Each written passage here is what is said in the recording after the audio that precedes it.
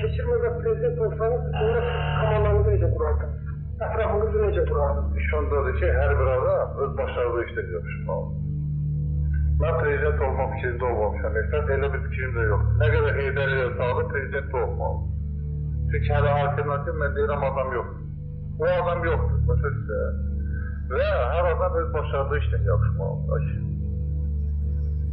Çox təəssüflər olsunlar ki, yəni, və bilirsiz ki, xüsusi təhrarın polis dəstəsinin komandir edim və bu işlərlə məşğul olmuşam, həmişə indi məşğul. Bütün dünya, Azərbaycanda da ilk, yəni xüsusi qoşun hissəsi bu, həmin Daşyan Nazirinin bu qurumuydu. Və bütün dünya tarixində də, xüsusi qoşun hissələrində, bilirsiniz ki, 2-ci dünya müharibəsinin ərəfəsində yaranır və həmişə dövlət onlardan qorxur. Və sonunda onları, bəli, qorxur. Yox, qorxublar. İnamsızlıq yaranır və ordu tərəfindən həmişə olaraq deməli ki, zərbə altında olur. Aydındır. Amma belə, yəni, mən belə həmişə nə fikirləşirdim? Daha sağlamasına fikirləşirdim ki, Azərbaycan müstəqil oldu, mən də onun çıraq rəhbər olum. Başqa fikrim oldu. Heç oldu. Amma o demək deyil ki, yəni biz qıraqdan durub baxmayaq. Biz qıraqdan durub baxmayacaq ki, belə Azərbaycanı məhv edəsində. Mən sizə deyirəm, yəni o döyüşən əsgərlərin adından deyirəm. Yəni bu zorla tutulub göndərən əsgərlərin yox. Əsl hərbiçilərin Azərbaycanını qorumaq istəyən, namusunu qoruya bilən və axıra kimi vuruşa bilən adamların adından deyirəm. Ki Azərbaycanı məhv edilməyə qoymayacaq. Azərbaycan da bu saat iki şey məhv edə bilər. Rüşvətxorluq, yəni tamahkarlıq, qorxaqlıq laqeyddir. Qala şeylər ondan yarar, xəyanət ondan yarar. Burada öyle bir şey yoktur. Ben deyirəm ki, bir şeyi bilmək lazımdır ki, Azərbaycan, yəni ədalətli olmaq lazım. Hamı bilməli ki, Azərbaycan bizim evimizdir, Azərbaycan xalqı bizim ailəmizdir, hamımız qan qardaşıyıq. Və insanların qabiliyyətinə görə bəlkə təyin edilmək lazımdır. Qohumluğa görə, biz hala hamımız qohum əqrabayıq. Qanımız bir, dinimiz bir. Yəni biz məsək desək, yox, bizdən asılan şeylər vardır. Biz desək desək, məsək desək, biz hamı din qardaşıyıq, hamı qan qardaşıyıq. Yəni bu Allah'ın qismətimiz. Ona görə ədalətsizlikdən, haqsızlıqdan düşmənçilik yaranır.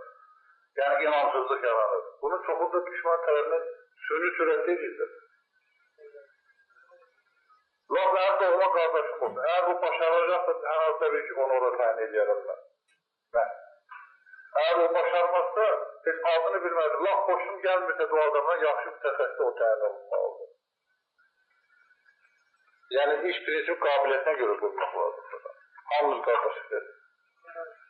Sonra soru verim sizə, qonaqlarınızda. Bugün Azərbaycandakı hərbi, siyasi və iqtisadi durumu nəzərə alaraq, yəni o baxımdan ölkənin gələcəyi barədə proqnoz olur. Gələcək proqnoz budur ki, Azərbaycan müstəqil, azad bir dövlət olacaq və sonunda yəni öz torpaqlarını qoruya biləcək qüvvələr yaradacaq, ancaq bu gedişətlə yəni içki çox olur. Lazım olandan çox içki olacaq. Mən bir fikrim budur. Ancaq xalq qalxmalıdır, öz haqqını tələb edəmək. Haqqın deyəndə bugün prezidentin ətrafında toplanmaq lazımdır. Başqa yol yox. Prezidentin ətrafında toplanmaq və bütün qüvvələri səfərbərlik yapmaq lazımdır. Kömək eləmək və məcbur eləmək lazım ki, prezidentin səlahiyyətini yerinə etsin. Və öz ətrafını təmizləsin. Şurası elə gəlmiş, prezidentin ətrafında bu saat elə bir çəfər əmələ gəlib ki, yəni komandada. Xalqı, yəni oraya bütün xalq... Bəli, ziyalı təbəqənin yaxına bırakmırlar, söhbət ondan gedir. İndi mən onu deyirəm, neçə il müharibə olmalıdır, nə qədər torpaqlarımız əldən getməlidir, nə qədər namusumuz tapdalanmalıdır ki, bu xalq lazım. Deyirəm ki, ağıllı başqasının səhvində öyrənir, axmaqlar öz səhvində. Biz elə bu 2 ildə, 4 ildə, 3 ildə keçdiyimiz yola bir dəfə baxmalıyıq.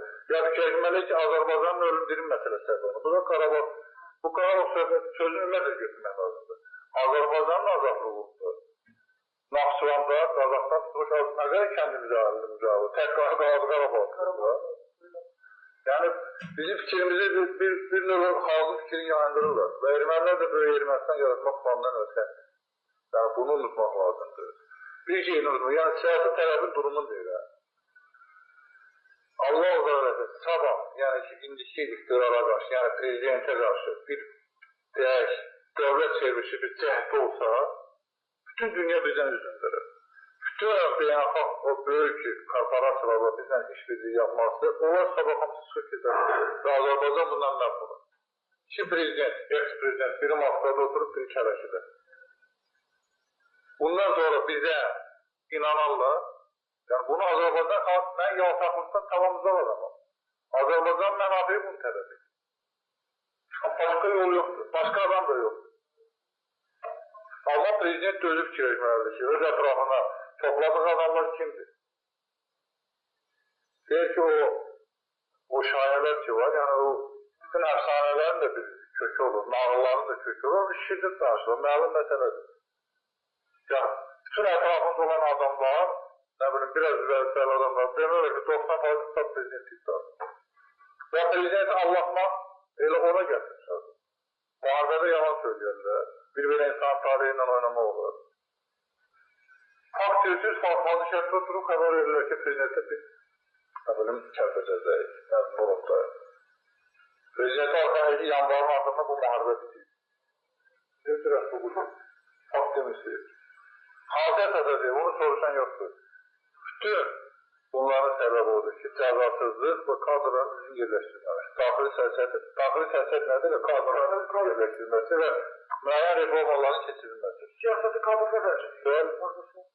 Və burada yəni elə bir təxnik yoxdur. Sadəcə olaraq ki, inamsızlığı aradan götürmək lazımdır və həmən bütün qüvvələri o doğrudan vətəni sevən, millətini sevən adamları toplamaq lazımdır. Bax, hansı təşkilatın üzvü olmağından asılı olmayacaq.